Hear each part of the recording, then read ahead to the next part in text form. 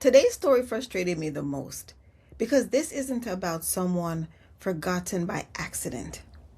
This is about someone pushed aside while changing history. Welcome to the Always On Mute podcast, where we know not everyone was born with a mic in their hand or a megaphone in their mouth, but we still have something to say because quiet is still a voice. Welcome to the Always On Mute podcast. I'm Antonia, and this is where quiet minds speak with intention. Today we are going back into the archives. This is another story filed away and history forgot to follow up on. Now, there are times when stories cross my timeline and I'm like, oh my gosh, I never heard of this before. And I've decided that I'm going to share such stories here because I think it is so important to know history and to just share, because sometimes things really do get lost in the archives and we're left basically not knowing. So I've shared a few quiet stories already. Stories about people who were not loud, not celebrated, not obvious. People whose lives were buried in the spaces others kept walking past. We started with Rhea Holmes, who chose to sleep beside her husband's grave because it was the last place that felt like home. Then we looked at Joyce Vincent, a woman who died alone in her London flat and wasn't found for nearly 3 years. That story left us with a question. How does someone become that invisible? Today's story frustrated me the most because this isn't about someone forgotten by accident. This is about someone pushed aside while changing history.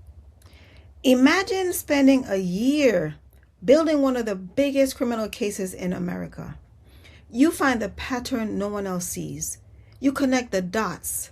You build the evidence. The case goes to trial.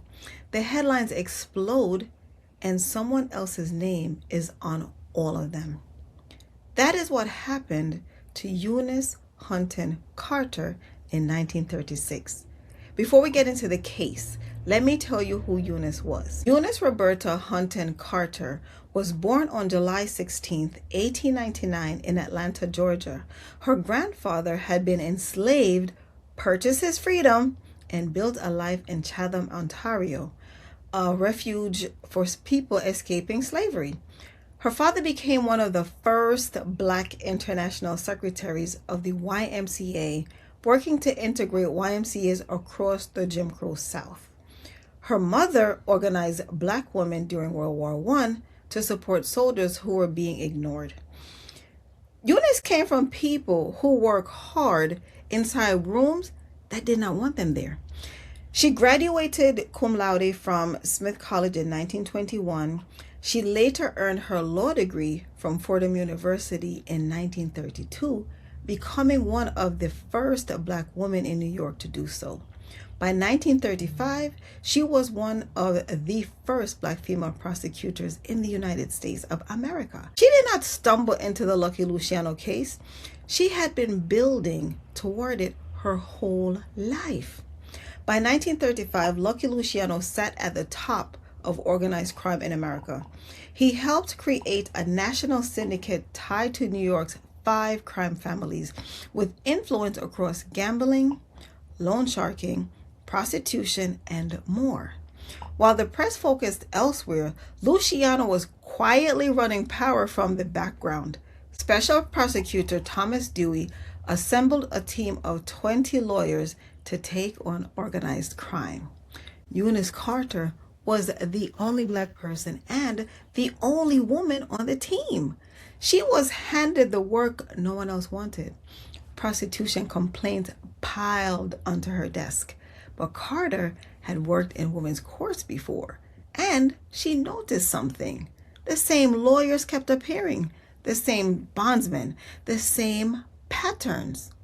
Women were paying weekly protection fees before they even entered court.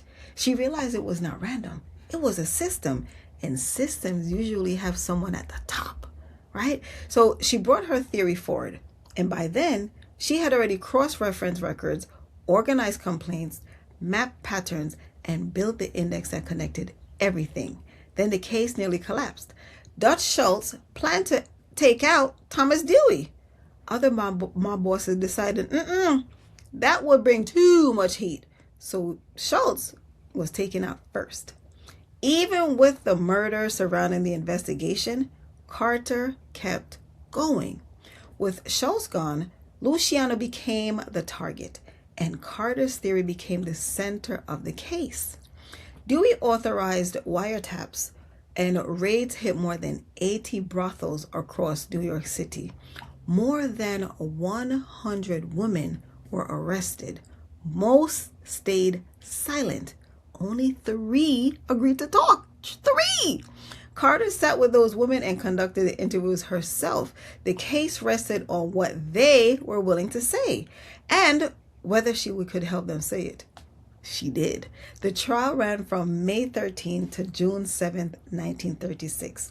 Newspapers called it the trial of the century. The testimony from the women Carter prepared helped convince the jury.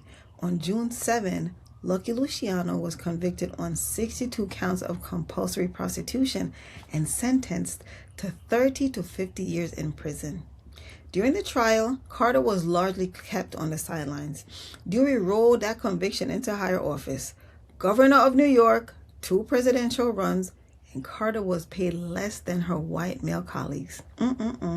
History repeats itself.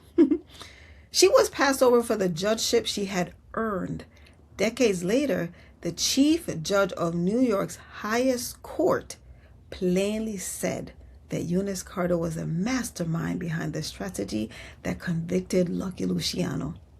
It still had to be said because it still had not been said enough. But I don't want to end with the injustice because Eunice didn't. In 1937, she became chief of the Special Sessions Bureau, the largest bureau in the prosecutor's office. She later served as a legal advisor to the newly formed United Nations and worked on committees advancing the status of women worldwide. She kept building in bigger rooms, doing the same kind of work. Eunice died on January 25th, 1970 in New York City. For decades after, people still did not know her. I didn't. Her grandson, Yale law professor Stephen L. Carter, published a biography in 2018 called Invisible. He put her name back in the room. What stays with me the most is this. She did not wait for perfect conditions. She was sitting in a cubicle with a stack of complaints no one cared about, and she built the case from there. That matters for quiet people. We notice what others walk past. We sit with things. We often see the full picture before anyone else realizes it's even there.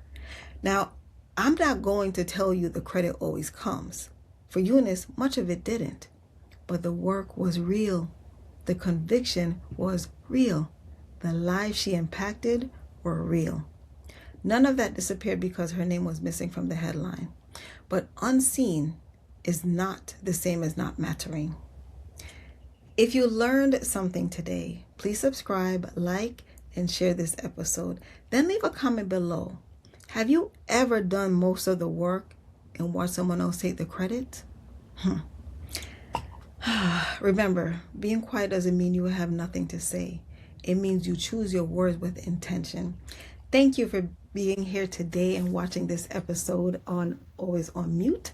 Please stay muted and stay mighty. I will see you next time.